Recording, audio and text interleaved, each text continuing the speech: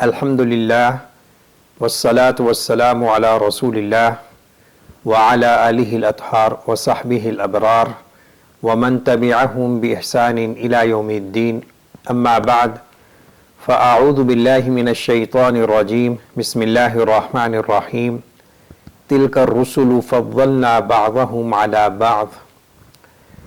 محترم خواتین و حضرات،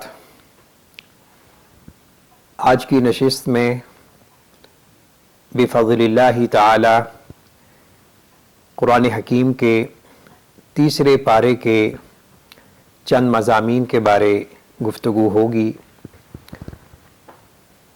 آج کے پارے میں جو چند امتیازی باتیں ہیں یا امتیازی موضوعات ہیں، پہلے ان کا انڈیکس سماعت فرما لیں۔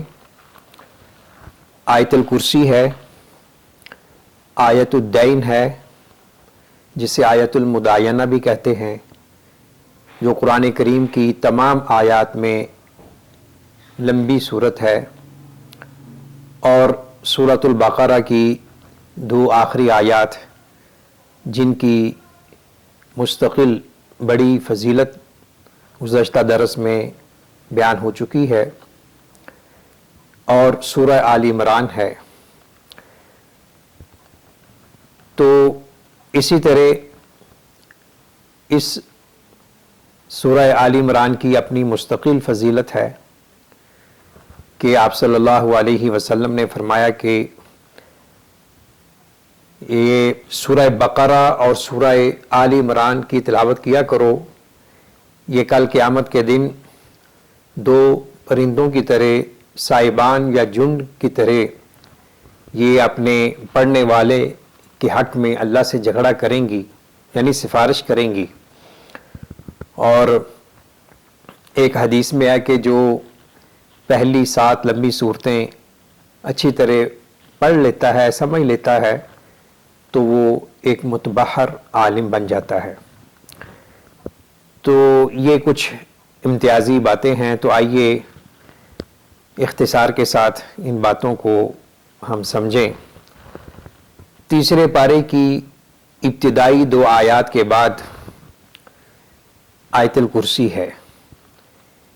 یہ علی الاطلاق قرآن کریم کی عظمت، جلالت، قدر و منزلت کے حساب سے سب سے بڑی سورت ہے۔ اس سورت کی تلاوت کے بعد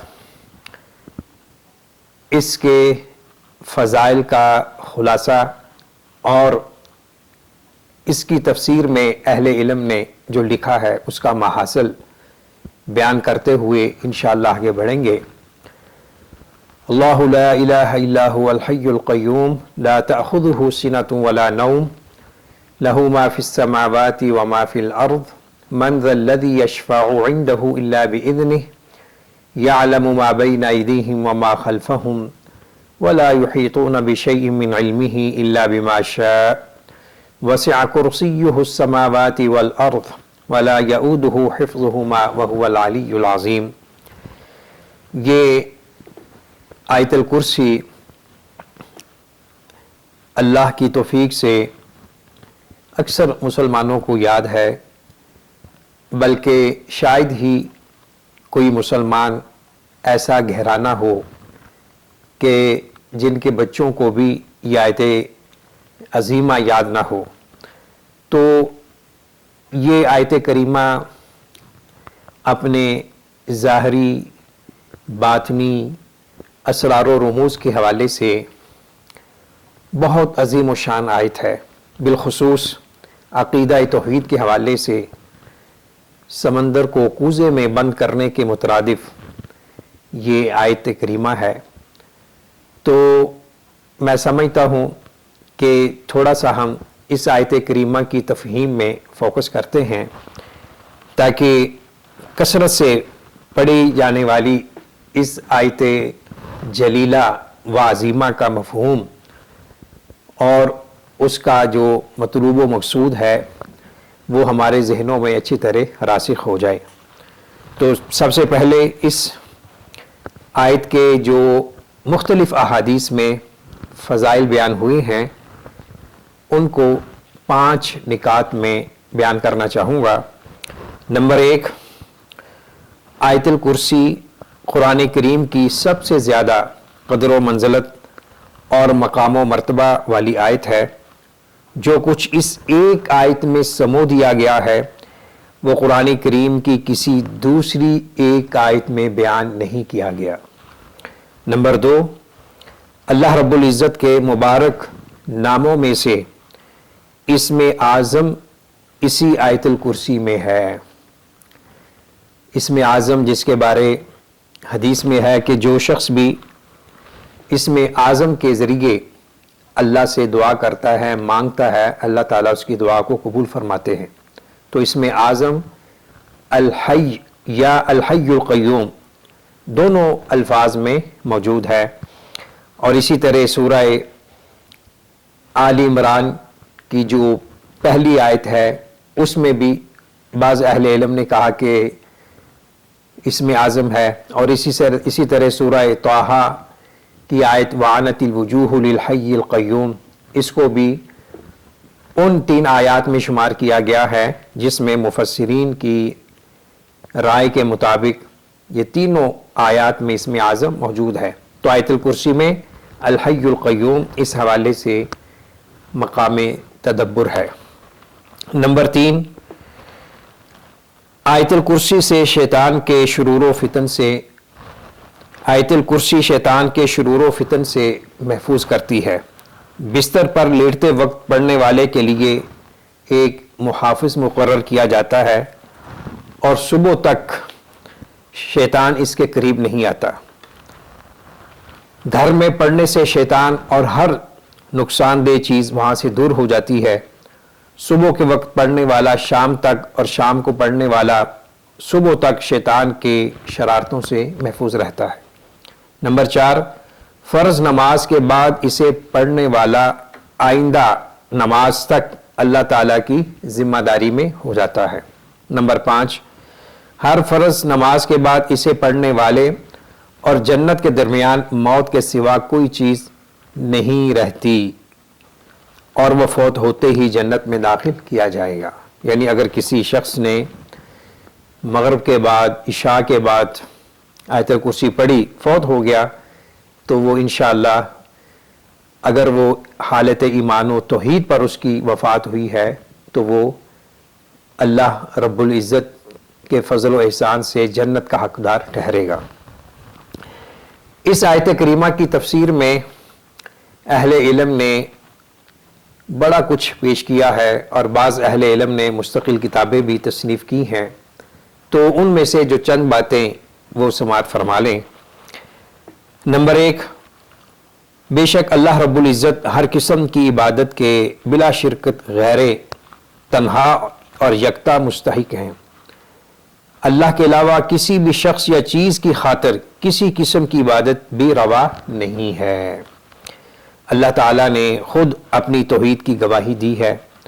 یہ ایمان کی بلند ترین شاخ ہے، یعنی عقیدہ توحید کے حوالے سے اخلاص سے کہا ہوا کلمہ توحید عرش تک پہنچتا ہے۔ یہ سب سے زیادہ فضیلت والا ذکر اور دنیاوی سیادت و قیادت کا سبب ہے۔ اس کی دعوت میں کوئی لچک نہیں، اس کے بغیر اعمال برباد ہو جاتے ہیں۔ بوقت موت کہنے سے غم چھٹتے ہیں اور رنگ چمکتا ہے۔ جنت میں داخلہ ہو جاتا ہے۔ توحید پر وفات پانے والا جنت میں داخل ہوتا ہے اور دوزخ اس پر حرام ہو جاتی ہے۔ اسے اخلاص سے کہنے والا شفاعت النبی صلی اللہ علیہ وسلم سے سب سے زیادہ فیض یاب ہوگا۔ یہی وہ اساس، اصل اور بنیاد ہے جس کی طرف دعوت دین کی خاطر تمام انبیاء اور رسول علیہ السلام کو مبعوث کیا گیا۔ آپ صلی اللہ علیہ وسلم اور حضرات صحابہ رضی اللہ عنہم اجمعین اسی کی جانب دعوت دینے سے اپنی دعوت کا آغاز فرماتے اور اس کے لیے سب سے زیادہ اہتمام فرماتے۔ بالفاظ دیگر عقیدہ توحید تمام نبیوں کی دعوت کا نقطہ اشتراک ہے، اور آپ صلی اللہ علیہ وسلم اور آپ کے صحابہ کرام اور اس کے بعد آنے والے تمام افراد امت جس نے بھی دعوت اللہ کے کام کا آغاز کیا تو عقیدہ توحید سے کیا، یہ اساس اور بنیاد ہے۔ نمبر 2، بلا شبہ اللہ تعالی ذاتی کامل اور دائمی زندگی کے ساتھ زندہ ہیں، ان کی زندگی کسی کی جانب سے عطا کردہ نہیں، اس میں کسی قسم کا نقص، خلل اور کمزوری نہیں۔ اللہ کی زندگی میں تسلسل ہے، وہ ہمیشہ سے ہے اور ہمیشہ رہے گا۔ اللہ کی زندگی میں انقطاع اور زوال نہیں ہے۔ اللہ کا اس طرح کی زندگی والا ہونا ان کے ہر قسم کی عبادت کے تنہا مستحق ہونے کے دلائل میں سے ہے، یعنی جو اس قدر بلند و بالا صفات سے متصف ہے وہی معبود برحق ہو سکتا ہے، کوئی اور نہیں۔ نمبر 3، اللہ تعالیٰ پر کسی قسم کا نقص، غفلت یا بے خبری طاری نہیں ہوتی، بلکہ وہ ہر جان کے ہر عمل پر نگہبان ہے۔ ہر چیز ان کے روبرو ہے، کوئی چیز بھی ان سے مخفی نہیں ہے۔ نمبر 4، آسمانوں میں موجود ہر چیز، فرشتے، سورج، چاند، ستارے وغیرہ، زمین میں موجود ہر چیز، ظاہر و باطن، حاضر و غائب، چھوٹی بڑی، جن و انس، حیوانات، نباتات، جمادات وغیرہ، سب چیزیں اللہ ہی کی ملکیت اور اسی کے تصرف میں ہیں۔ یہ حقیقت بھی اس بات کا تقاضا کرتی ہے کہ صرف اللہ ہی کی عبادت کی جائے۔ اس سے یہ بات بھی واضح ہوتی ہے کہ جو کچھ ہمارے پاس ہے وہ ہماری ملکیت نہیں، بلکہ اللہ رب العزت کی حقیقی ملکیت ہے۔ ہمیں ان چیزوں میں آزمائش اور امتحان کی خاطر نعمت عطا کی گئی ہے۔ ہم ان کے استعمال میں احکام الہیہ کے پابند ہیں۔ اللہ تعالیٰ ان میں سے جو جیسے اور جب چاہے کریں، ہماری ذمہ داری یہ ہے کہ جو عطا فرمائیں اس پر شکر کریں اور جو لے لیں اس پہ صبر کریں۔ بندہ مومن صبر اور شکر کے درمیان ہے۔ نمبر 5، روز قیامت کسی کو بھی یہ جرت نہیں ہوگی کہ وہ اللہ کے حضور اللہ کی اجازت کے بغیر شفاعت بلکہ بات بھی کرے۔ اس میں مشرکوں کی اس دلیل کا رد ہے کہ ہم اللہ تعالیٰ کے علاوہ دیگر کی عبادت اس لیے کرتے ہیں کہ وہ دربار الہی میں ہماری شفاعت کریں گے۔ نمبر 6، اللہ کا علم تمام کائنات کے ماضی، حال اور مستقبل کا احاطہ کیے ہوئے ہے۔ اس حقیقت میں مخلوق کو اجازت کے بغیر شفاعت سے محروم کرنے کا سبب بھی بیان ہے، کیونکہ شفاعت کرنے والے اور جس کی شفاعت کی جائے ان کے سارے حالات کو مکمل طور پر اللہ کے سوا کوئی نہیں جانتا۔ نمبر 7، ہر کسی کو اللہ تعالیٰ کے علم اور ذات و صفات کے متعلق صرف اتنا علم ہے جس قدر اللہ تعالیٰ چاہیں، اس سے زیادہ کسی کو بھی کچھ خبر نہیں۔ مخلوق میں سے کسی ایک کا بھی علم کامل نہیں ہے۔ اللہ تعالیٰ کائنات کا کامل اور محیط علم رکھنے میں یکتا اور تنہا ہونے میں بھی اس بات کی دلیل ہے کہ وہ ہر قسم کی الوہیت و عبودیت کے منفرد حقدار ہے۔ یعنی اللہ رب العزت عبودیت میں اور عبادت میں، الوہیت میں یکتا ہیں، کوئی اور اس حق کے عبادت میں شریک نہیں ہے۔ نمبر 8، اللہ تعالیٰ کی کرسی عرش کے بعد کائنات کی سب سے بڑی مخلوق ہے۔ وہ کوئی معنوی چیز نہیں ہے بلکہ ایک حقیقت ہے، اور کتاب و سنت کے بیان کے مطابق کیفیت، تشبیہ اور تعویل کے بغیر اس کے وجود پر ایمان رکھنا فرض ہے۔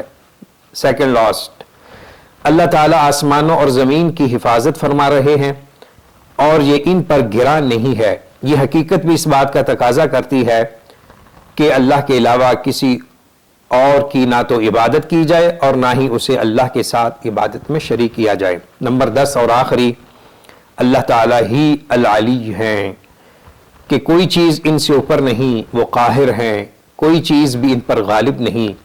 اللہ کی شان و عظمت اور مقام و مرتبہ سب سے بلند ہے، وہی العلی العظیم ہے کہ ہر چیز اس کی عظمت کے سامنے معمولی اور حقیر ہے۔ یہ آیت الکرسی ہر مسلمان کا ورد ہونا چاہیے اور اس مناسبت سے میں تمام افراد انسانیت سے، صرف مسلمانوں سے نہیں، تمام نوع بشریت سے ریکویسٹ کروں گا، التماس کروں گا کہ اس آیت کریمہ پہ غور و فکر کیجئے، تدبر کیجئے، بصیرت اور شعور ادراک کے دروازے واہ ہوں گے۔ یہ آیت کریمہ اللہ رب العزت کے جامع تعارف پر مشتمل ہے۔ یہ آیت عظیمہ، اسے خود بھی یاد کرنا چاہیے، بچوں کو بھی اچھی طرح یاد کروائیں۔ اس کے بڑے ہی فوائد ہیں۔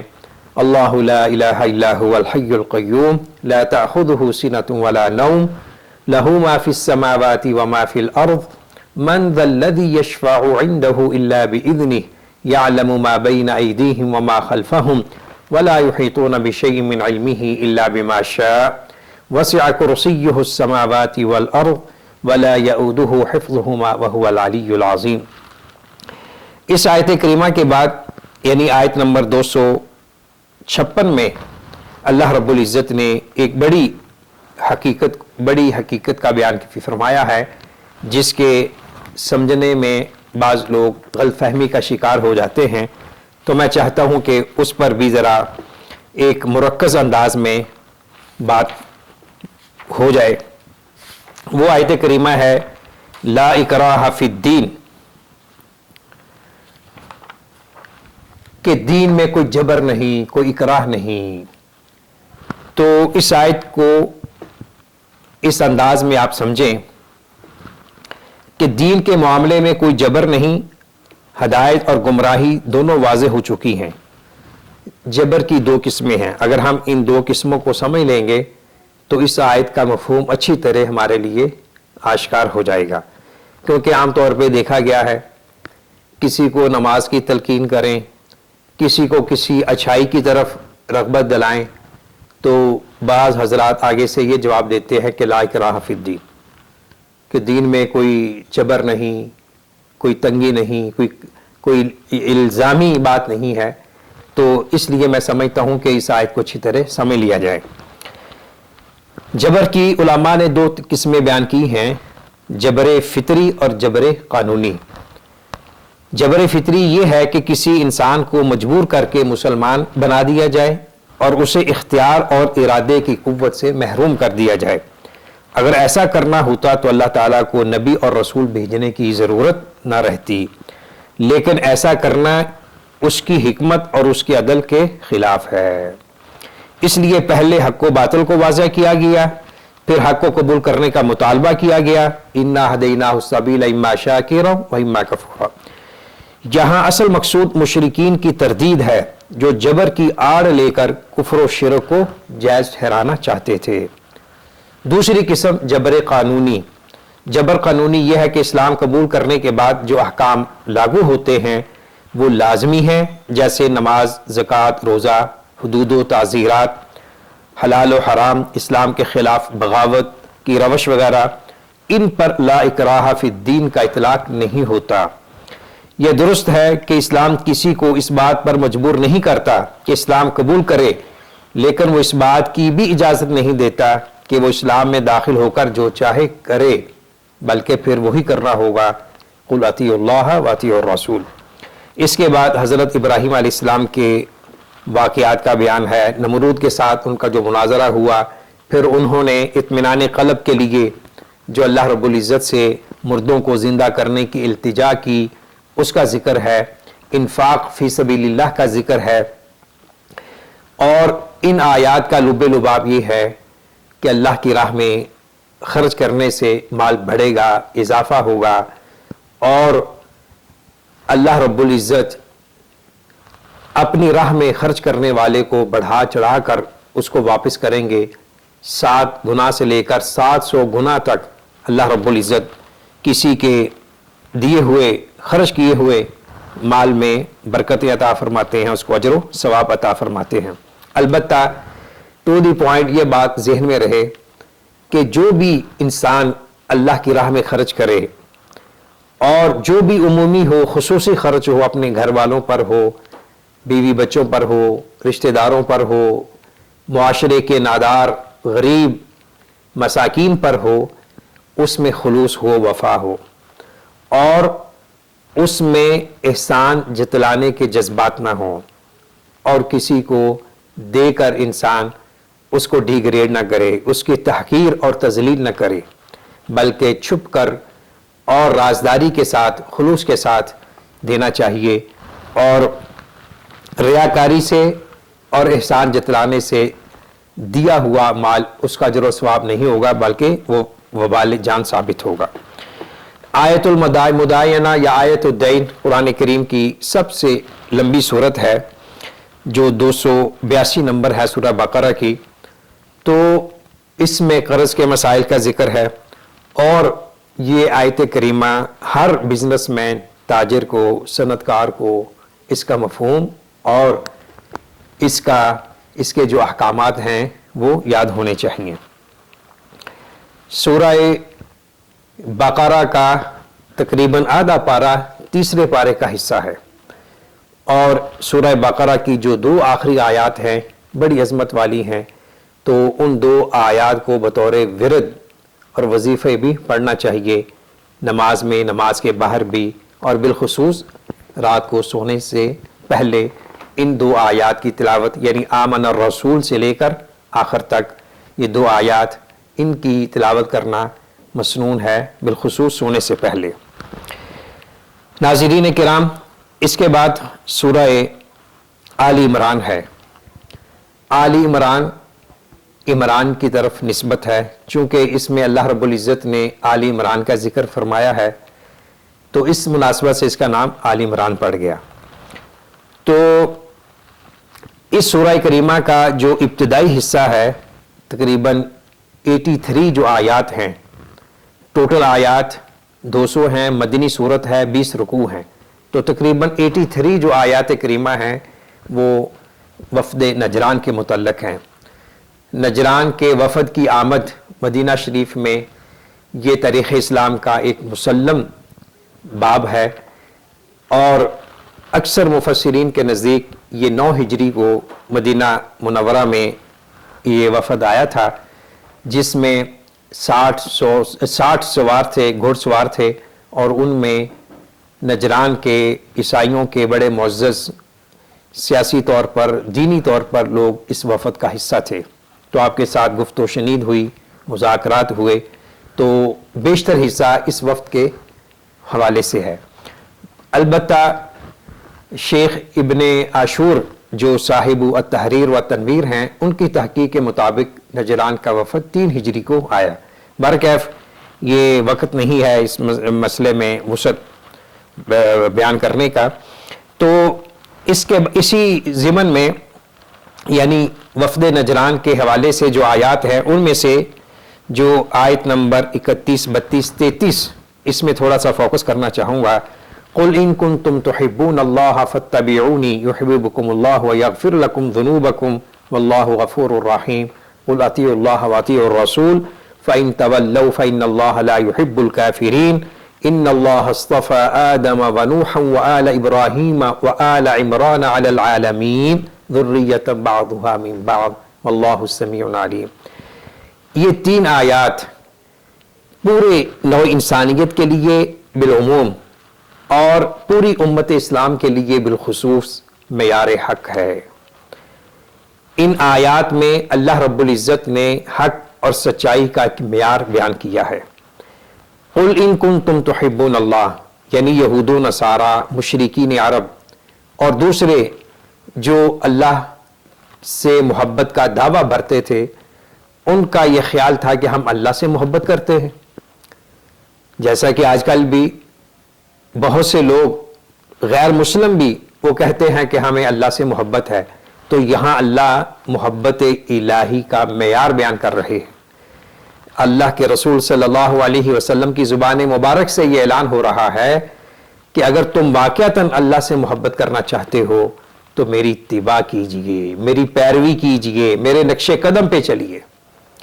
کتنے مسلمان ہیں جو زبان سے دعوی محبت الہی کرتے ہیں، لیکن ان کی گفتار، ان کا کردار اور ان کی چال ڈھال، ان کا طرز زندگی اللہ اور اس کے رسول کے احکامات کے منافی ہے۔ تو اللہ سے اگر ہم محبت کرنا چاہتے ہیں یہ آیت اس میں اہل کتاب بھی مخاطب ہیں اس آیت کے، مشرکین عرب بھی اور مسلمان بھی۔ اگر تم واقعتاً اللہ سے محبت کا دعویٰ کرتے ہو تو پھر وہ اللہ کی محبت اتباع رسول سے ہو کر حاصل ہوگی۔ ایک لمبی حدیث کا جملہ ہے، محمد فرق بین الناس۔ بعض لوگ یہ مغالطہ پیدا کرنے کی کوشش کرتے ہیں کہ جس طرح یہودی عیسائی وہ اللہ کو مانتے ہیں، روز آخرت کو مانتے ہیں، ہم بھی مانتے ہیں، تو ہم میں اور ان میں کیا فرق ہے؟ یہ بات ہم سب کے لیے قابل تفکر ہے، قابل تأمل ہے۔ اللہ کے رسول صلی اللہ علیہ وسلم کی ذات گرامی، آپ کی سنت، آپ کی حدیث، آپ کی سیرت، یہ حق اور باطل کے درمیان فرق ہے۔ ہم اگر اللہ کو مانتے ہیں تو اللہ کے رسول صلی اللہ علیہ وسلم کو بھی مطاع اور مقتدا تسلیم کرنا ہوگا، اور پھر اللہ کی محبت حاصل ہوگی۔ پھر اللہ نے فرمایا قل اطیعوا اللہ واطیعوا الرسول، کہ اللہ اور رسول صلی اللہ علیہ وسلم کی اطاعت کرو۔ پہلے اتباع کا ذکر ہے اور بعد میں اطاعت کا، اگرچہ اتباع میں اطاعت بھی آتی ہے، یعنی اطاعت کا معنی حکم مانو، فرما برداری کرو، تو اللہ اور اس کے رسول صلی اللہ علیہ وسلم کی اطاعت بلا مشروط ہر مسلمان پر ضروری اور فرض ہے، اور یہی معیار زندگی ہے اور یہی معیار حق ہے۔ اور بعد والی جو آیت ہے، آیت نمبر 33، اس میں اللہ رب العزت نے 3 خاندانوں کی عظمت فضیلت بیان کی ہے۔ ان اللہ اصطفیٰ آدم علیہ السلام، نوح علیہ السلام، ابراہیم علیہ السلام اور آل عمران۔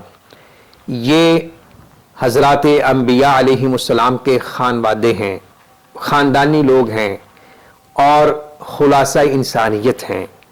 آدم علیہ السلام ابو البشر ہیں، مسجود ملائکہ ہیں، اور نوح علیہ السلام 950 سال جنہوں نے دعوت اللہ کا کام کیا، اور حضرت ابراہیم علیہ السلام جن کی نسلوں سے اللہ نے انبیاء، سلاطین، ملوک لوگوں کو پیدا کیا، اور آپ صلی اللہ علیہ وسلم کی ذات اقدس بھی حضرت ابراہیم علیہ السلام کی عالم سے ہے، حضرت اسماعیل علیہ السلام کی ذریت کے توسط سے۔ اور آل عمران انبیاء علیہ السلام کی تاریخ سے پتہ چلتا ہے کہ نبیوں کی تاریخ میں 2 عمران گزرے ہیں۔ ایک عمران جو حضرت موسیٰ اور حضرت ہارون علیہ السلام کے والد محترم تھے، اور دوسرا عمران حضرت مریم علیہ السلام کے والد ماجد، جن کا ذکر ہے قالت امرأۃ عمران ربی۔ تو آل عمران کا بھی ایک شان ہے کہ اسی خاندان سے حضرت مریم علیہ السلام پیدا ہوئیں، اور پھر حضرت مریم علیہ السلام کے بطن سے حضرت عیسیٰ علیہ السلام نے جنم لیا، جو ایک معجزہ کے طور پہ پیدا ہوئے۔ حضرت عیسیٰ علیہ السلام نبی اکرم صلی اللہ علیہ وسلم سے پہلے نبی ہیں، اپنے وقت کے نبی تھے، برحق تھے۔ تو اور ایک مقام جو اہم ہے اس سورہ آل عمران میں، ان الدین عند اللہ الاسلام ومن يبتغي غیر الاسلام دینا فلن يقبل منه وهو في الآخرة من الخاسرین۔ میں ان حضرات سے بالخصوص ریکویسٹ کروں گا جو تقابل ادیان کے اسٹوڈنٹ ہیں، اور جو ادیان عالم، مذاہب بشریت کو اسٹڈی کر رہے ہیں، کہ وہ آل عمران سورت کا اچھی طرح مطالعہ کریں۔ اور اللہ رب العزت نے مختلف آیات میں اس حقیقت کو بیان کیا ہے کہ پہلے جو نبی، جو مشن، مذہب، دین لے کر آئے، وہ سب اللہ کی طرف بلانے والے تھے، ان کا مشن دین اسلام تھا۔ تو وہی دین اسلام آپ صلی اللہ علیہ وسلم کا دین ہے، اللہ کی وحی کا خلاصہ ہے۔ اور اب اگر کوئی شخص یہ چاہتا ہے کہ اسے اللہ کی محبت حاصل ہو، اللہ کی معرفت حاصل ہو، تو وہ راستہ دین اسلام سے ہو کر گزرتا ہے۔ دین اسلام کے علاوہ کوئی دین اللہ کی بارگاہ میں قبول و منظور نہیں ہے۔ اور ایک اور غلط فہمی کا ازالہ ہو جائے، بعض علاقوں میں، بعض حلقوں میں وحدت ادیان کی طرف لوگوں کو بلایا جاتا ہے، اور وحدت ادیان کا ایک اہم پارٹ یہ ہے کہ لوگ اس بات کی طرف لوگوں کو متوجہ کرنے کی کوشش کرتے ہیں کہ اگر ہم چاہتے ہیں